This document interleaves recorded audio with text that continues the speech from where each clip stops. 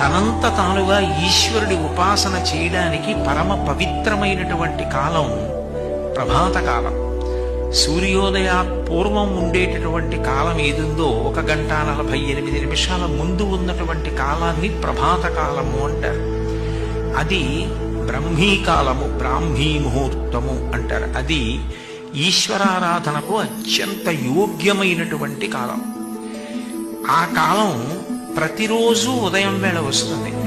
ఒక సంవత్సరాన్నంతటినీ కలిపి ఒక రోజుగా పరిగణన చేసేటటువంటి విధానం ఒకటి ఉంది.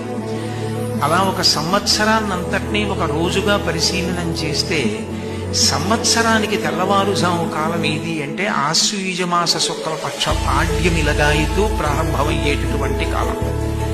కాబట్టి సంవత్సర ప్రారంభంలో వచ్చేటటువంటి కాలం ప్రభాత కాలంతో సమానం. కాబట్టి ఆ కాలమునందు మొదటి ఆరాధన ఎవరి